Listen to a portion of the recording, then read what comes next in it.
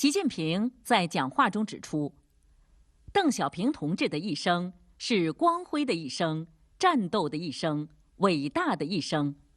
上周，也就是8月22号，是邓小平诞辰120周年的日子。这一天中共在人民大会堂搞了一个隆重的座谈会。新闻联播也做了报道大家可以看一下中央电视台新闻联播的画面里还是有不少信息的首先呢，这久未露面的邓小平的儿子邓朴方也参加了这个座谈会，还有邓小平的2个女儿邓蓉和邓楠也参加了座谈会其次呢，在这个画面里你还能看到老毛的孙子毛新宇毛将军他的影子他坐的比较靠后，但他身躯比较伟岸很胖他坐到后排还是能够被人认出来而且大家可以看到了，这毛新宇在这个座谈会上也没什么事儿拿笔在桌子上乱画基本上他估计也是被叫来当陪衬的嘛。作为这个已故的党和国家领导人亲属的名义叫到了这个现场，但实际上这样的座谈会这些人纯粹也基本上是当工具。为什么呢？他们是没有资格在这个座谈会上发表讲话的。你就包括邓朴方，邓朴方在邓小平诞辰纪念日上是没有权利发表讲话的，只有权利坐到这下面当做一个见证人而已那么大家可以看到了吗？习近平的哥哥习远平也参加了这个座谈会那么最近几天国外的很多媒体都在解读习近平在邓小平诞辰120周年这个座谈会上的讲话内容我们今天也来谈一谈这个话题在谈这个话题之前我要先给大家介绍一个背景知识，就是共产党对已故的这些党和国家领导人纪念活动它到底是怎么规定的那么在1996年的7月份中共中央办公厅也包括国务院的办公厅两办专门发了一个通知，这个通知就对已故的党和国家领导人怎么纪念做了一个相对详细的规定。这个规定里头首先讲就是已故的党和国家领导人搞纪念活动都是在诞辰日，不在这种忌日，就不在死的日子。比如老毛你死的那个日子是吧？你是这个9月9号，那9月9号不纪念，只在老毛的诞辰日12月23号这一天来纪念这是一个规矩。紧接着呢，他把共产党的已故的党和国家领导人分为了4个等级，那么每一个等级到底应该怎么纪念有详细的规定。首先第一个等级，毛泽东同志的诞辰纪念日是逢10、逢50、逢100周年，由中共中央主办。那老毛是什么？老毛是领袖对吧？独一无二这是一个级别。当然了，96年那会儿因为除了老毛以外还没有其他的领袖，那以后还有第2代、第3代核心的领袖呢。因为当时老邓呢是97年去世的，老邓还没去世呢，所以第一条只规定了老毛，就是逢10、逢50、逢100周年由中共中央举办，这是第一条第2条就是跟老毛一起打天下的那些开国元勋，周恩来、刘少奇、朱德、陈云，在中共党的历史上处于核心领导地位，这些党和国家领导人他的纪念活动呢，在逢10、逢50、逢100周年举办，而且具体怎么纪念也做了规定逢10周年发表纪念文章，由中央有关部门召开纪念座谈会，中央领导出席并发表讲话，诞生地召开纪念座谈会。那么逢50周年，中共中央召开纪念座谈会，中共中央这个主要领导要出席并发表讲话。逢100周年，中共中央召开纪念大会，党和国家领导人出席，中共中央的主要领导人讲话。这是做了一个规定这个纪念的规格应该说是比肩老毛的，只是比老毛稍微低那么一点点，其实差不多，几乎是一样的。比如老毛实际上也已经形成惯例了，就是100周年的时候要搞纪念大会。老毛的这个100周年是在93年的时候江泽民在人民大会堂专门搞了一个纪念毛泽东诞辰100周年的纪念大会。中央电视台，各位观众你们好，这里是人民大会堂，今天是毛泽东同志诞辰100周年，我们中央电视台在这里现场直播毛泽东同志诞辰100周年纪念大会的实况。周恩来、朱德、刘少奇、陈云这几个人享受跟毛泽东同等的待遇，这是第2个方面。第3个等级就是已故的正国级的党和国家领导人，那怎么纪念呢？正国级的党和国家领导人包括什么呢？就包括中共的政治局常委、全国人大委员长、国务院总理、国家主席、中央军委主席和国家副主席，这几个都属于正国级的领导。这正国级的领导有的呢，一个是数量比较多了，还有一个呢，就是有些人实际上影响力也没有那么大。但是呢，他的纪念怎么规定的呢？他就规定了在逢10、逢50、逢100周年举行，逢10周年发表纪念文章，逢50周年诞生地举行纪念座谈会，逢100周年中共中央召开纪念座谈会。你看这级别就比这个老毛也比刘少奇、朱德他们要低一个级别了第4个级别就是对已故的副国级的官员，就是中共中央的政治局委员、候补委员、国务院副总理中央军委副主席、中共中央的书记处书记和候补书记、中顾委的常委、全国人大副委员长、国务委员和全国政协副主席，这个级别就多了去了这个级别呢，纪念活动又降了一档。他的诞辰纪念日活动呢，只是在逢50、逢100周年举行。逢50周年的时候发表纪念文章，逢100周年的时候由中央有关部门召开纪念座谈会，在诞生地举行小型的纪念活动。大家可以看到了吗？中共天天说它是一个什么追求平等的这么一个组织，那都是瞎说的其实中共是一个等级森严的体系。等级森严，你看到了吗？你就到了一个副国级以上的官员，就是怎么纪念，纪念的规格是什么样的，都有严格的规定。这个严格的规定，那是不能随便这个搞差的。你要搞差的话，那就不行了。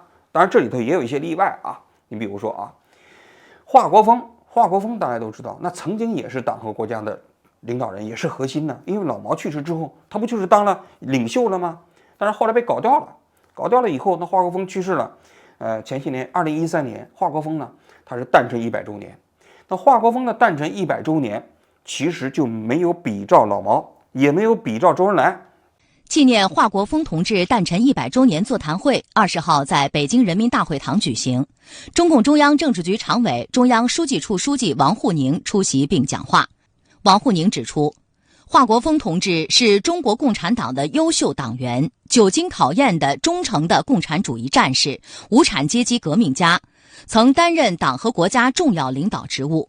他的一生是革命的一生，战斗的一生，全心全意为人民服务的一生，为党和人民事业做出了重要贡献。大家可以看一下这华国锋的纪念活动他当时那个座谈会它是个圆形围的一个椅子，它不是像这次邓小平的，那是前面上面主席台有一排椅子，这是习近平蔡奇王沪宁在京的政治局常委都坐在主席台下面呢是参加这个会议的人，两旁还有，那这个是很隆重的。如果只是一圆圈，参加的人数就少了，而且呢，主席台上的人没有主席台了嘛，跟底下所有的人都是一个平等的位置这级别一下子就下来了。这个级别大致相当于副国级的领导人搞的这个座谈会。另外一个人呢，就是习仲勋。习仲勋呢，是习近平的父亲他的这个座谈会呢，当年也是在人民大会堂召开的。纪念习仲勋同志诞辰100周年座谈会15号上午在人民大会堂举行。中共中央总书记、国家主席、中央军委主席习近平作为亲属参加座谈会。中共中央政治局常委、全国人大常委会委员长张德江出席座谈会。这其实有点往上冒，为什么呢？因为习近平当了老大了，那他爸习仲勋，这父有子子荣对吧？因为习近平当了这个领袖了之后，他父亲的地位也自然就提高了座谈会由刘延东主持，刘奇葆、赵乐际、栗战书、杜青林、王晨、陈元出席座谈会。习近平也参加了，但是有一个细节大家可以看一下。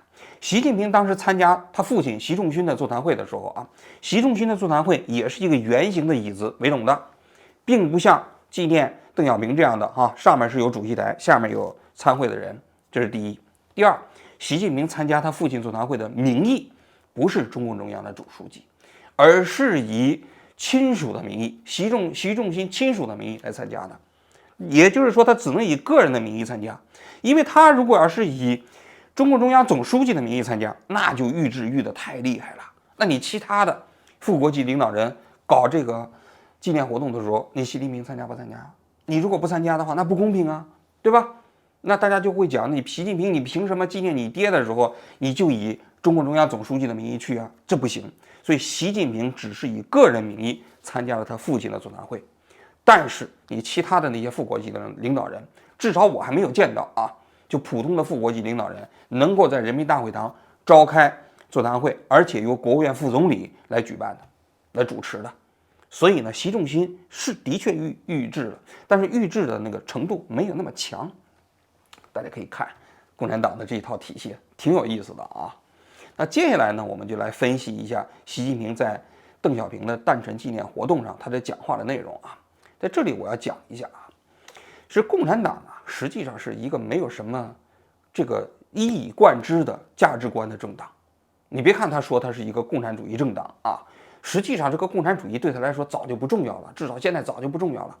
他其实啊，这个已故领导人的纪念活动啊，从一开始到现在早就工具化了。什么意思呢？就共产党它是一个非常实用主义的政党，他每到他自己这一届领导人的时候，他要纪念前任的领导人，他都有自己的政治需求和政治目标，所以他就把这些政治需求和政治目标安到这些已故领导人的纪念活动上。这个是我们理解啊，这个我们现在所有的中共领导人纪念过去的这些政治领导人的一把钥匙。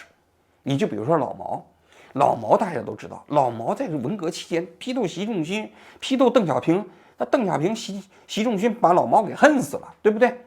但是呢，后来老毛去世之后，邓小平还说是3七开，然后93年的时候还在人民大会堂搞了一个非常隆重的纪念毛泽东诞辰100周年的纪念大会。那这个纪念大会里头呢，就高度评价了老毛的历史地位，是吧？就是你打下了江山嘛，就是权力的继承嘛。但这个过程中间开始解读老毛的思想的时候，就开始瞎解读了。你比如说解读老毛，说老毛实事求是，是吧？说老毛实事求是，这事情实际上是有点扯的。老毛怎么可能是一个实事求是的人呢？对不对？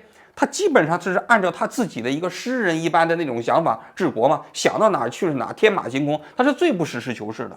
你想想，他搞了30年的那一套共产主义体制，在中国饿死多少人呢？对不对？他实事求是吗？他看不见呢，对不对？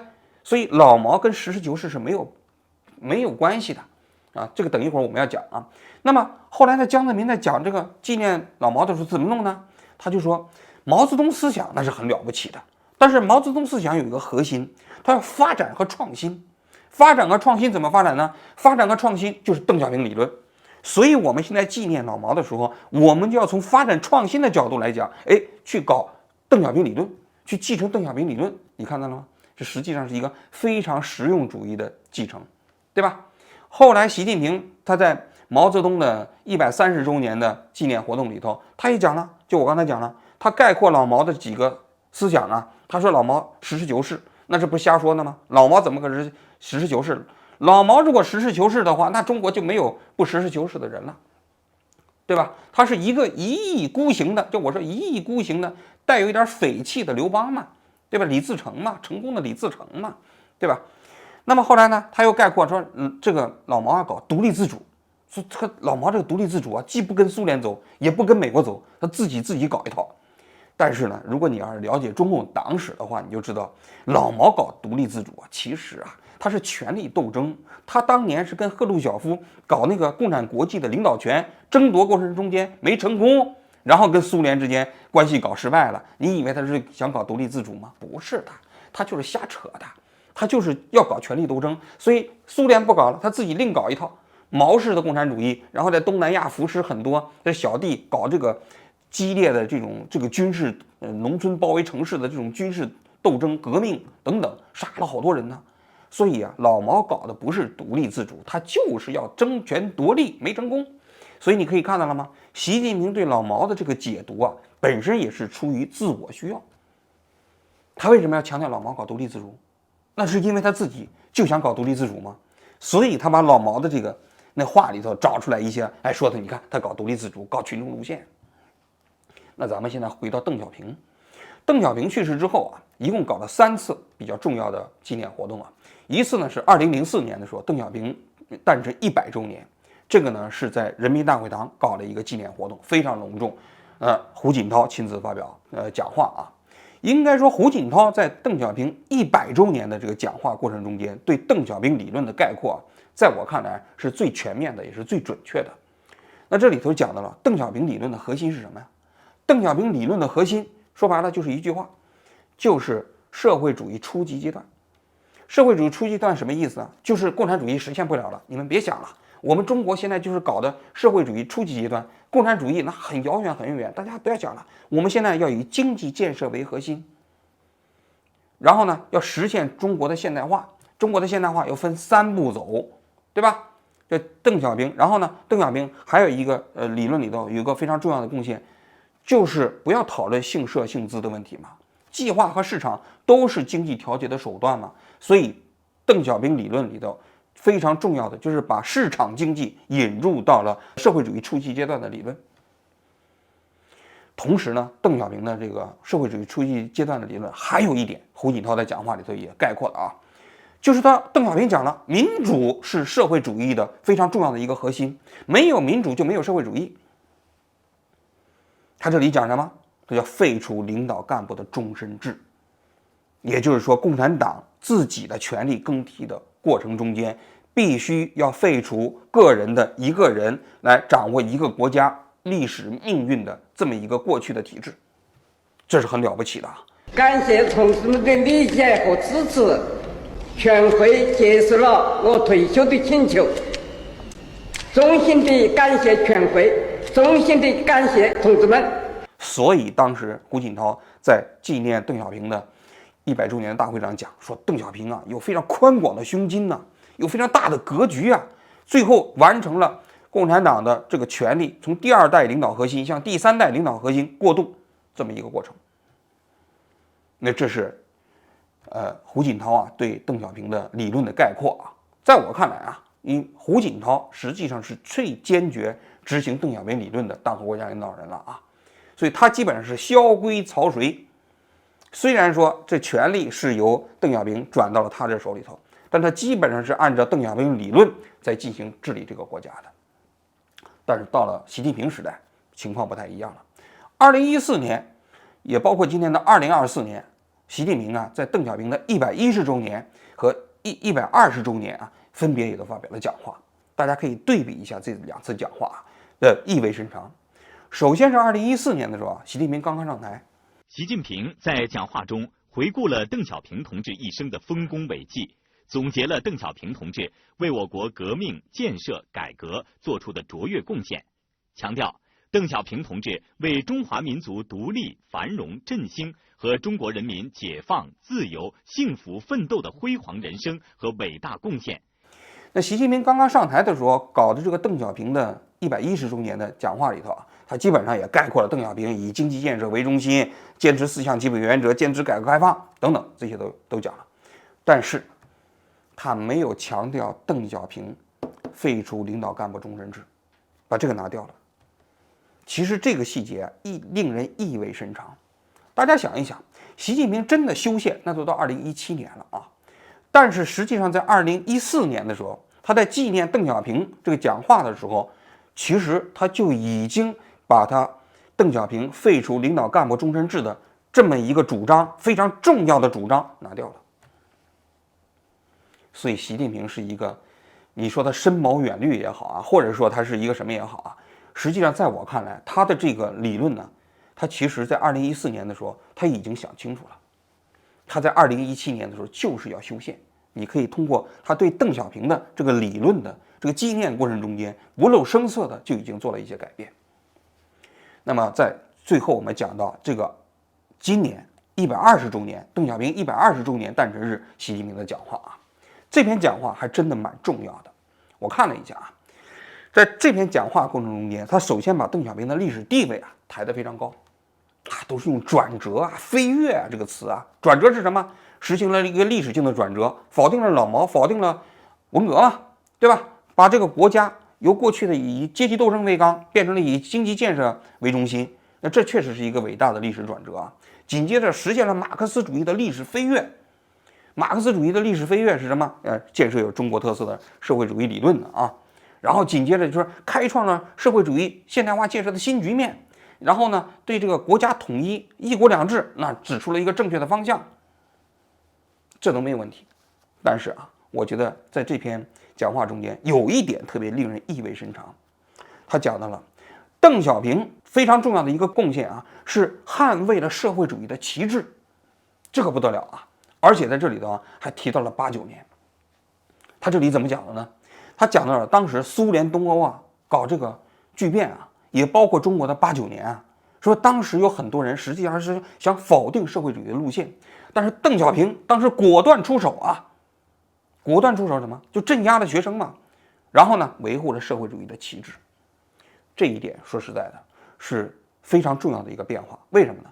因为89年总体来讲是共产党的一个伤疤，他们过去啊实际上是不提的，不怎么提的。但这一次习近平把它提出来，而且放到这么高的位置上，充分肯定了邓小平镇压学生。目的是什么？他是讲邓小平要捍卫社会主义的旗帜。那这个是邓小平在自己的晚年的时候都不提的，都没有这么讲的。习近平给他做了一个新的解读。那什么叫做捍卫社会主义旗帜呢？什么叫走自己的路呢？大家可以接着往下看，他在后面解读邓小平的话，这个就暴露出来他的真实的想法。他讲到了，他说在搞这个中国的社会主义建设过程中间啊，说邓小平讲要加强党的领导，坚持党的领导，是改善党的领导，不是削弱党的领导。这句话很有意思，大家想一想，他在10年前就已经把邓小平的废除领导干部终身制的这句话在纪念大会上给剔掉了。他要解释为什么呀？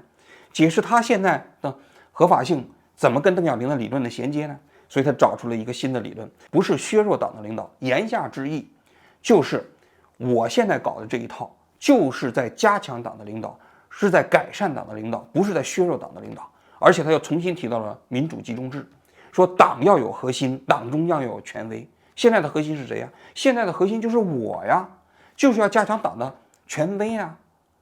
所以他要在邓小平的那套体系里头重新找到了论述他这个破坏共产党的权力更替体系过程中间非常重要的理由。他的意思是什么？他的意思就是说，你搞这个领导干部权力更替，那东西是削弱党的领导，它不是核心了。10年一换，那叫什么核心呢？我这终身制才叫核心。那这是他其实把邓小平的理论做了自我改造。紧接着他又开始在邓小平那个理论基础上开始生发了，他就开始兜售他自己的这套体系。他自己的这套体系我们过去介绍过很多次啊，说白了就是他的中国式现代化。这个中国式现代化呢，就是2个方面，一个呢在经济上要搞市场经济，什么新质生产力啊，高水平的对外开放啊等等啊，然后在政治上那要加强党的领导，要搞终身制，要再搞独裁，要搞威权，是吧？就这套体系啊。那么他在纪念邓小平的这个文章后面全都是关于这方面的解释。文章的最后他说，邓小平讲了，在20世纪的50年的时间里，如果能够实现中国的现代化，那就意味着什么呢？意味着其实就是社会主义给全人类做出了一个非常大的贡献。这个也是新提法。为什么新提法？因为邓小平当时讲现代化的时候，其实并没有提社会主义。邓小平实际上是把姓社姓资的问题冻结了，就不要讨论了，就是让人民群众过好日子，这就叫现代化。至于姓社姓资不重要，不要讨论这些问题。但是呢，习近平开始做了重新的注解，就是说你现在搞起来的现代化，反过来证明的是我们社会主义有生命力，明白了吗？这个可不是说这个是我们摸石头过河磨出来的，是我们坚持了社会主义方向搞出来的。也就是说，邓小平把人民群众过好日子当做了核心目标，而习近平是把人民群众过好日子当做证明社会主义制度优越的一个证据和工具，这是截然不同的。所以在我看来，习近平在邓小平120周年诞辰纪念活动上的讲话，一个最大的变化就是他把整个这个邓小平这一套理论体系它由经济建设本身是目标，把它变成了经济建设本身是工具，这么一个非常重要的变化。习近平强调，对邓小平同志最好的纪念，就是把他开创的中国特色社会主义事业继续推向前进。我们要紧紧围绕以中国式现代化全面推进强国建设、民族复兴伟业这个中心任务，继往开来，奋发进取。要坚持守正创新，进一步全面深化改革，不断为中国式现代化提供强劲动力和制度保障。那么也就是说，他实际上在任内要搞的就是一个社会主义的复兴，或者说是民族的复兴，这两个。民族的复兴是为了证明社会主义的复兴。什么是社会主义的复兴？就是要证明中国这套体系、这套体制本身有生命力。你们西方不行了，东升西降，是吧？东升西降是社会主义升起来了，新型的社会主义跟老毛的时候不一样，跟斯大林的时候不一样，但还是社会主义。这个社会主义就是以独裁、以这个威权，这个政治体系这个为模板，然后呢，搞市场经济这样的一个方式。那这个方式到底能不能成功啊？我们不知道，我们拭目以待啊。但是可以看到了，习近平通过邓小平理论的这样的一种新发展，他已经构建出来了一套新的意识形态。这套意识形态就是他真的想要复兴他心目中的那套社会主义。好了，我今天就讲到这里，谢谢大家。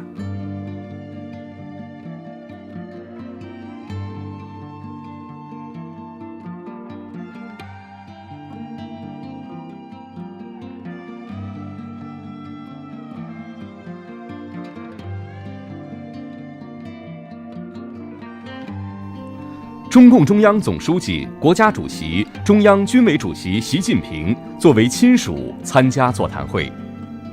中共中央政治局常委、全国人大常委会委员长张德江出席座谈会。老同志要让啊，要认真地选接班人，这是个百年大计，也是我们一个战略问题，要有国有民呐，有党啊。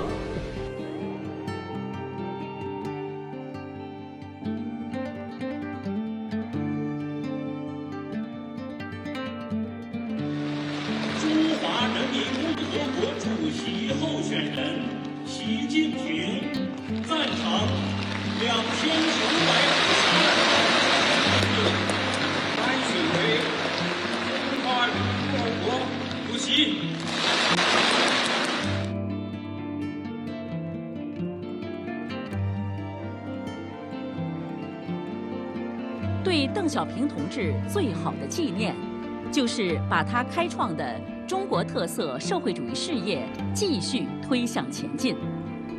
我们要紧紧围绕以中国式现代化全面推进强国建设、民族复兴伟业这个中心任务。